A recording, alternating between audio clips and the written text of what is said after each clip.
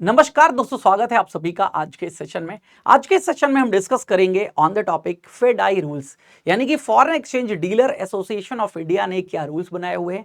Basically जितने भी foreign exchange से रिलेटेड इंस्टीट्यूशंस काम करते हैं या ब्रोकर्स काम करते हैं, उनके लिए ये एसोसिएशन है और ये association reserve bank of India के साथ मिलकर के काम करती है और नंबर ऑफ रूल्स बनाती है जिन्हें फॉलो करना होता है सारे के सारे उन इंस्टीट्यूशंस को जो इस एसोसिएशन के साथ में जुड़े हुए हैं। तो क्या है फेडाई के रूल्स और क्या फेडाई काम करता है, वो पूरा आज के इस सेशन में हम जानेंगे, समझेंगे डिटेल में। दोस्तों, ये इंपॉर्टेंट टॉपिक सीरीज चल रही है जहां पर हम उन इंपॉर्टेंट टॉपिक्स को डिस्कस कर रहे हैं आपसे वन बाय वन डिटेल में, विद कॉन्सेप्ट, विद न्यूमेरिकल।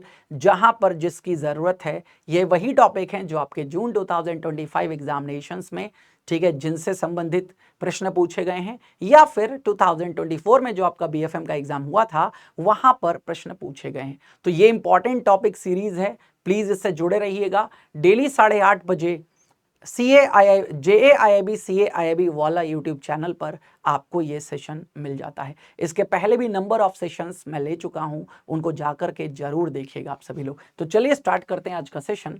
तो बेसिकली रोल ऑफ फेडाई, ठीक है, एंड फेडाई रूल्स। फेडाई का क्या रोल है, क्या भूमिका है और क्या इसके रूल्स हैं जो इसने बना रखे हैं, उसके बारे में जानते हैं। तो सबसे पहले व्हाट इज फेडाई। फेडाई क्या है? FEDAI is an association of banks authorised to deal in foreign exchange in India, यानी कि उन इंस्टीट्यूशंस का एक एसोसिएशन है जो फॉरेन एक्सचेंज में डील करते हैं। मीनिंग ऑफ फॉरेन एक्सचेंज क्या होता है? जब आप अपनी करेंसी को किसी दूसरी विदेशी करेंसी के साथ में चेंज करते हो, बदलते हो, इसी को फॉरेन एक्सचेंज बोलते हैं। यानी कि आईएनआर को आप किसी भी करेंसी में बदलते हो, चाहे वो डॉलर हो, चाहे वो यूरो हो, चाहे वो युआन हो, किसी भी करेंसी में बदलते हो, तो इस शब्द को फॉरेन एक्सचेंज बोलते हैं। क्यों करना हो पड़ता है आपको फॉरेन एक्सचेंज? क्योंकि आपने फॉरेन ट्रांजैक्शंस किए हैं। आपने अमेरिका से कोई सामान मंगाया है तो पेमेंट डॉलर में करना पड़ेगा। अमेरिका आईएनआर में पेमेंट एक्सेप्ट नहीं करेगा। समझ गए मेरी बात की नहीं? जैसे आप अगर यहां से अमेरिका जाते हो, अमेरिका में कोई सामान खरीदते हो, तो क्या वहां पर इंडियन रुपी आपका चलेगा? नहीं। हर देश की अपनी मुद्रा होती है ना, उस देश में वही मुद्रा चलती है। तो बेसिकली आपने वहां से सामान मंगाया है तो वहां का जो डीलर है उसको पेमेंट डॉलर में चाहिए होगा, क्योंकि वो रुपए का क्या करेगा, उसके देश में तो रुपए चलते नहीं। अब आपको यहां पर अपने बैंक के माध्यम से अपनी इंडियन करेंसी को डॉलर में चेंज कराना होगा, इसी को फॉरेन एक्सचेंज बोलते हैं। और जिस दर पर, यानी कि जिस रेट पर ये करेंसी एक्सचेंज होती है, इसी को एक्सचेंज रेट बोलते हैं। जैसे राइट नाउ अगर मैं बात करूं, $1 बराबर 86 रुपीस के आसपास चल रहा है, तो $1 इक्वल 86, ये क्या है? ये है एक्सचेंज रेट। यानी कि अगर आपको $1 चाहिए तो 86 भारतीय रुपए आपको देने पड़ेंगे। अब जितने डॉलर का सामान हो उतने आप भारतीय रुपए पेमेंट करेंगे, आपको डॉलर मिल जाएगा, डॉलर के माध्यम से बैंक आपके बिहाफ पर पेमेंट कर देगा। तो बेसिकली फॉरेन एक्सचेंज से रिलेटेड जितने भी इंस्टीट्यूशंस हैं वो सब यहां पर जुड़े हुए हैं, ठीक है। इसका एस्टेब्लिशमेंट हुआ था 1958 में under the companies act. Basically ये कंपनी की तरह से काम करता है and works under the guidance of RBI. Establish 1958 में हुआ था और at that time company act जो था वो था 1956। अब तो कंपनी एक्ट 2013 लगता है, उस समय 1956 था। इट सेट्स रूल्स, ये क्या करता है? रूल्स को सेट करता है और गाइडलाइंस को बनाता है जिससे कि फॉरेन एक्सचेंज को स्मूथली किया जा सके, फॉरेन एक्सचेंज को करने में किसी भी प्रकार की कोई परेशानी ना हो, यानी कि जो फॉरेन ट्रेड है वो सुचारू रूप से आसानी से चलता रहे। देन की फंक्शंस ऑफ फेडाई। फेडाई के क्या फंक्शंस हैं? तो फ्रेमिंग रूल्स एंड गाइडलाइंस, तो issue guidelines for forex transactions, जितने भी फॉरेक्स ट्रांजैक्शन है, यानी कि फॉरेन एक्सचेंज ट्रांजैक्शंस जो बैंकों के द्वारा किए जाते हैं उनके लिए गाइडलाइंस को इश्यू करना, ठीक है। चाहे वो इनवर्ड आउटवर्ड रेमिटेंस हो, यानी कि इंपोर्ट करना हो तो भी, एक्सपोर्ट करना हो तो भी। आपने एक्सपोर्ट किया है, डॉलर मिलेगा, तो भी आपको अगर पैसे खर्च करने हैं तो डॉलर को रुपए में बदलना पड़ेगा। आपने इंपोर्ट किया है तो भी आपको क्या करना पड़ेगा? अपनी आईएनआर को दूसरी करेंसी में चेंज करना पड़ेगा। देन पब्लिश करता है FEDAI rules 10th edition as of 2020, ठीक है। स्टैंडर्डाइजेशन का मतलब क्या है? बेसिकली सारे के सारे जो वर्क्स हैं वो स्मूथली और स्टैंडर्डाइज तरीके से होते रहें, इसके लिए काम करता है।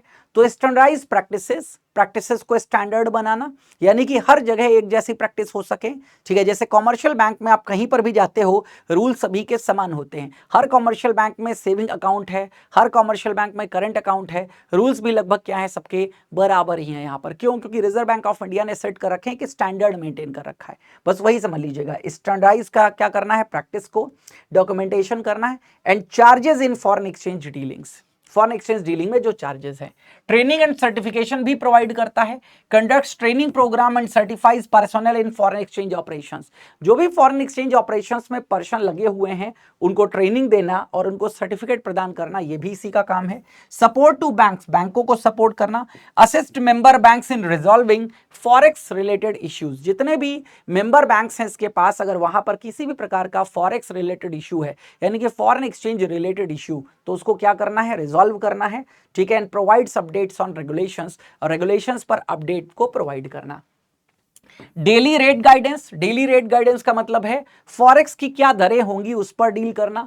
तो publishes inter bank forex rate, inter bank यानी कि बैंकों का आपस में फॉरेक्स रेट, क्योंकि एक बैंक दूसरे बैंक से भी फॉरेक्स ट्रेड करता रहता है। And card rates, buying selling rates for major currencies, ये अपडेट करता रहता है। तो डेली रेट गाइडेंस आता है उसका। एडवाइजरी रोल, सुझाव से संबंधित क्या रोल है इसका, तो सुझाव से संबंधित act as a liaison between banks and RBI, reserve bank of India और नॉर्मल बैंक के बीच में एक लाइजन यानी कि एक संबंध स्थापित करता है on operational issues related to forex business. Foreign exchange के बिजनेस में अगर किसी भी प्रकार का कोई इश्यू है किसी बैंक को, ठीक है, तो आरबीआई और उस बैंक के बीच में क्या करता है, मध्यस्थ बनने का काम करता है, लाइजन प्रोवाइड करने का काम करता है। अब फेडाई के रूल्स की बात करें तो टोटल इसके 8 रूल्स हैं।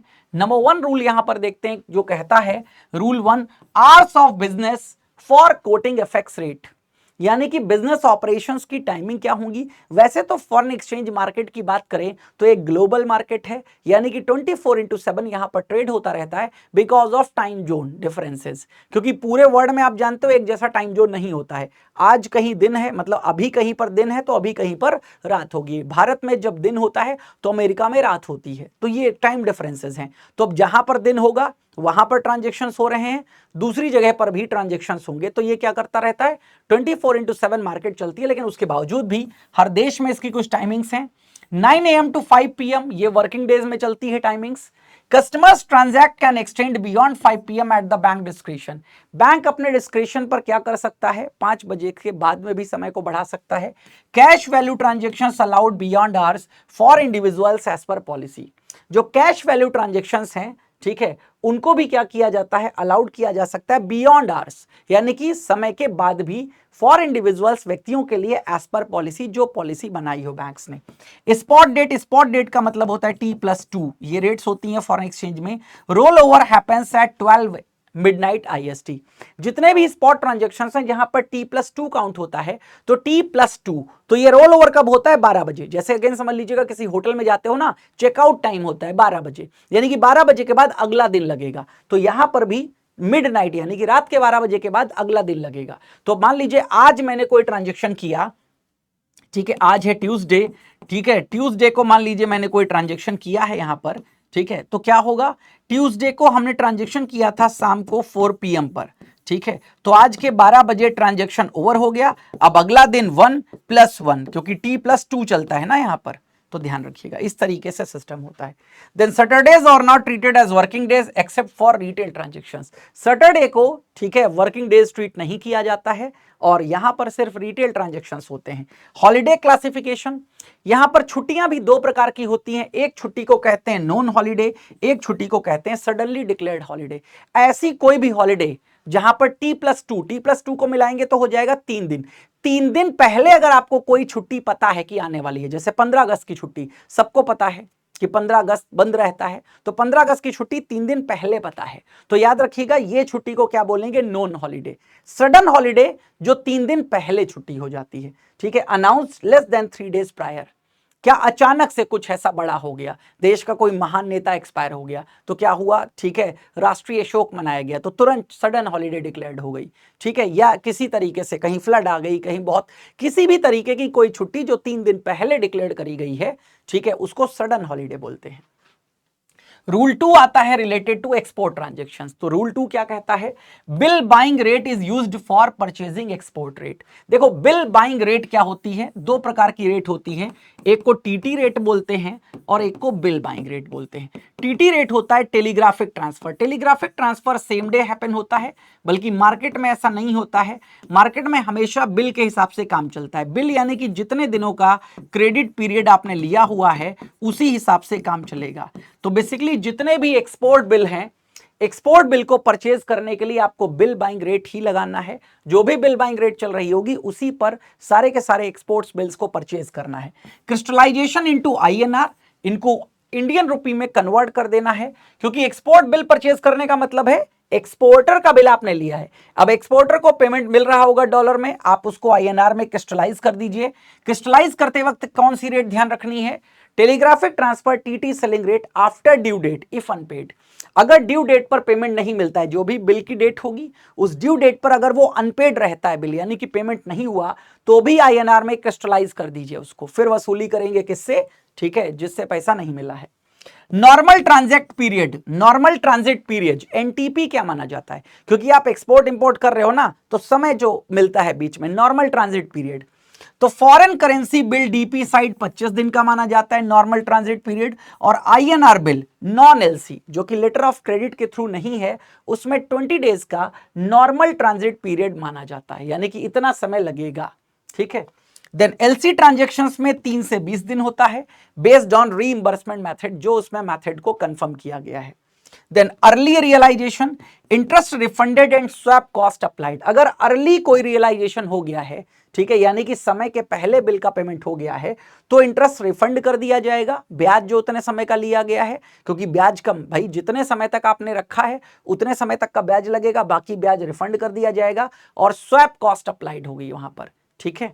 Then collection basis bill, collection basis, तो अगेन यहां बैंक के ही पास काम है कलेक्शन का, तो कन्वर्ट किया जाएगा टीटिंग बाइंग रेट पर ऑन रियलाइजेशन पर। Then compensation if delay in credit, अगर क्रेडिट करने में बैंक डिले करता है, ठीक है, अगेन कंज्यूमर के यानी कि कस्टमर के अकाउंट में आप कर तो लेते हो लेकिन क्रेडिट नहीं किया आपने, तो bank must compensate interest, bank interest को कंपनसेट करेगा, और एक्सचेंज लॉस जो भी होगा वो बैंक सहेगा। अगर बैंक समय पर जो पेमेंट मिल जाता है उसको कंपनसेट, उसको अगर जमा नहीं करता है, क्रेडिट नहीं करता है कस्टमर के अकाउंट में, तो रूल 3 है रिलेटेड टू इंपोर्ट ट्रांजैक्शंस। ये तो एक्सपोर्ट ट्रांजैक्शंस के लिए था, अब इंपोर्ट ट्रांजैक्शंस ये अपोजिट हो जाएगी। बिल बाइंग रेट लगता है एक्सपोर्ट बिल पर, तो यहां बिल सेलिंग रेट लगेगा किस पर? जब इंपोर्ट बिल को क्या करेंगे? पे किया जाएगा, अगर कोई हेज नहीं है तो। देन क्रिस्टलाइजेशन कर देंगे unpaid import LC bill into INR as per bank policy. Import bill को भी क्रिस्टलाइज कर दिया जाएगा अनपेड इंपोर्ट, यानी कि इंपोर्ट का पैसा नहीं मिला है, आईएनआर में जो भी डेट होंगी। Interest on import bill, import bill पर क्या इंटरेस्ट लगेगा? तो अगर एलसी बिल है यानी कि लेटर ऑफ क्रेडिट के थ्रू वो बिल रिलेटेड है, तो कॉमर्शियल रेट एप्लीकेबल होंगी डोमेस्टिक एडवांसेस, जो भारत में एडवांस दिया जा रहा है ना डोमेस्टिक एडवांसेस, उसकी कॉमर्शियल रेट एप्लीकेबल होंगी। और नॉन एलसी बिल है तो रिजर्व बैंक ऑफ इंडिया के जो डायरेक्टिव्स हैं वो यहां पर इंटरेस्ट लगेगा इंपोर्ट बिल पर।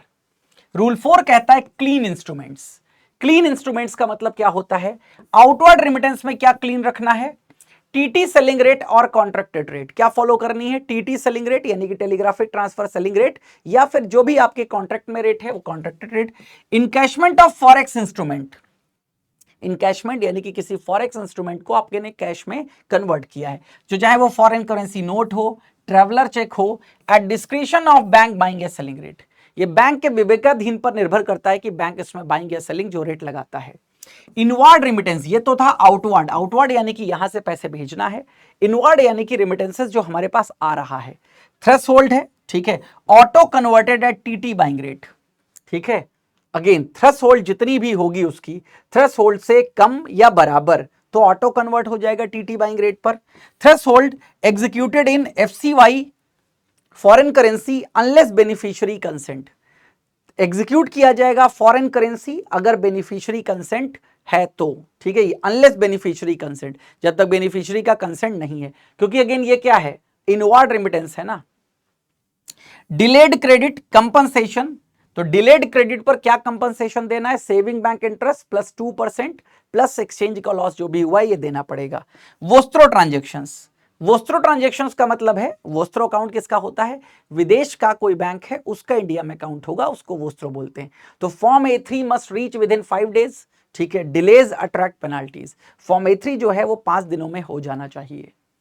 रूल 5 है फॉरेन एक्सचेंज कॉन्ट्रैक्ट से, ये क्या कहता है, फॉरवर्ड कॉन्ट्रैक्ट्स, फॉरवर्ड कॉन्ट्रैक्ट्स याद रखिएगा जो T+2 यानी कि स्पॉट रेट के बाद के कॉन्ट्रैक्ट होते हैं उनको हम क्या बोलते हैं, उनको ही हम बोलते हैं, ठीक है, स्पॉट के बाद के जो कॉन्ट्रैक्ट होते हैं, स्पॉट रेट के बाद के कॉन्ट्रैक्ट, ठीक है, मतलब T+10 है मान लो, तो ये कैसा कॉन्ट्रैक्ट हो गया है, ये हो गया फॉरवर्ड कॉन्ट्रैक्ट्स, फॉरवर्ड कॉन्ट्रैक्ट्स।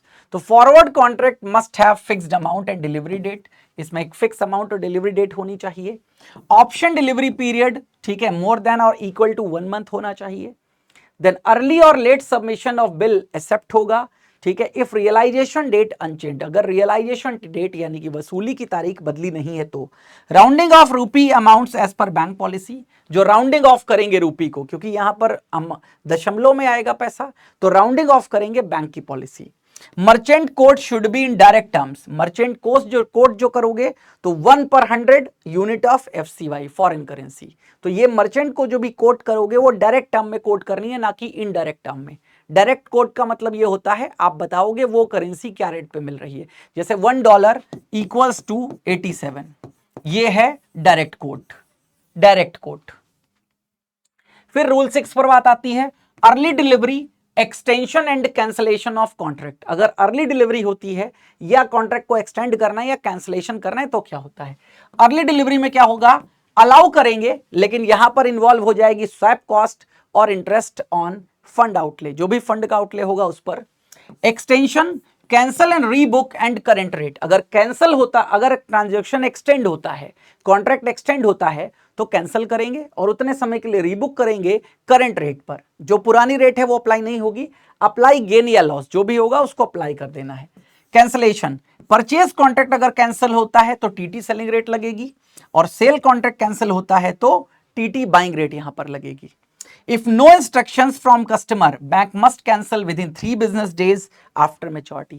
अगर कस्टमर की तरफ से कोई कंफर्मेशन नहीं है तो बैंक क्या करेगा, 3 दिनों में, 3 बिजनेस दिनों में कैंसिल कर देगा मैच्योरिटी के बाद में। लेट कैंसिलेशन में क्या होगा, no gain pass to the customer, कोई भी गेन कस्टमर को नहीं मिलेगा, loss to be borne by the customer, loss भी कौन सहेगा, कस्टमर ही सहेगा। Interest on swap outlay inflow based on bank policy, जो इंटरेस्ट स्वैप या आउटले इनफ्लो पर लगेगा वो क्या होगा, बैंक की नीतियों के अनुसार। अब अगेन रूल 7 क्या कहता है, बिजनेस थ्रू इंटरमीडियरीज, अगर मध्यस्थों के सहारे बिजनेस किया जाए तो क्या होगा, accreditation, voice brokers by FEDAI, electronic platforms by RBI, यानी कि फेडाई के रूल्स को फॉलो करना पड़ेगा इंटरमीडियरीज को, इंटरमीडियरीज के लिए एक तरीके से वॉइस का काम फेडाई कर रहा है और इलेक्ट्रॉनिक प्लेटफॉर्म के थ्रू जो रिजर्व बैंक ऑफ इंडिया ने बनाए हैं उसी के थ्रू ट्रांजैक्शंस किए जाएंगे।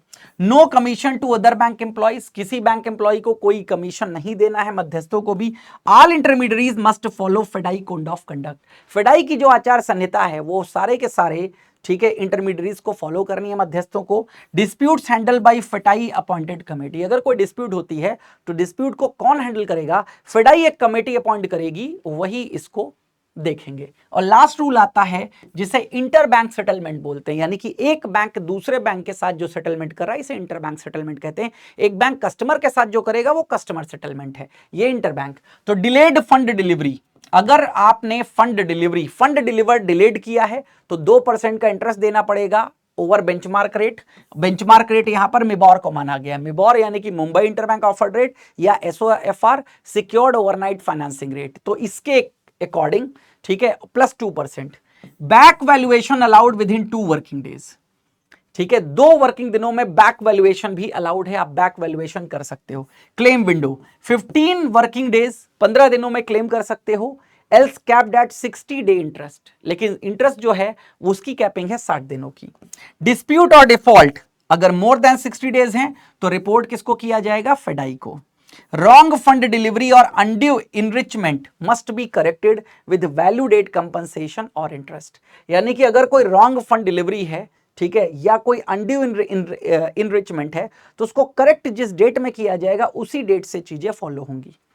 Expiry date of option contract, जो ऑप्शन कॉन्ट्रैक्ट्स होते हैं उनकी एक एक्सपायरी डेट होती है। तो क्या होगा, अगर नॉन हॉलीडे है तो एक दिन पहले, और अगर सडन हॉलीडे है तो एक दिन बाद में। यानी कि अगेन डिलीवरी कब होगी कॉन्ट्रैक्ट की, अगले दिन, और अगर नोन है तो पहले, और नोन नहीं है हॉलीडे तो याद रखिएगा बाद में। All forward interbank deals must be settled via CCIL, यानी कि clearing corporation of India limited के द्वारा सेटल्ड किया जाएगा। तो ये हैं सारे के सारे आपके फेडाई रूल्स यहां पर।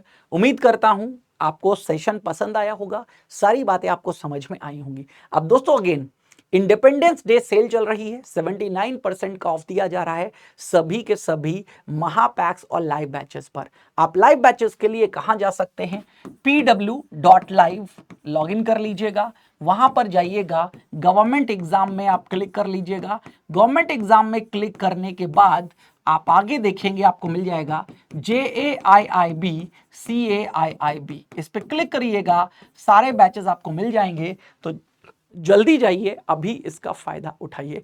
हमारी आपकी मुलाकात फिर अगले बैच अगले सेशन में होगी, तब तक मुझे दीजिए इजाजत। Thank you.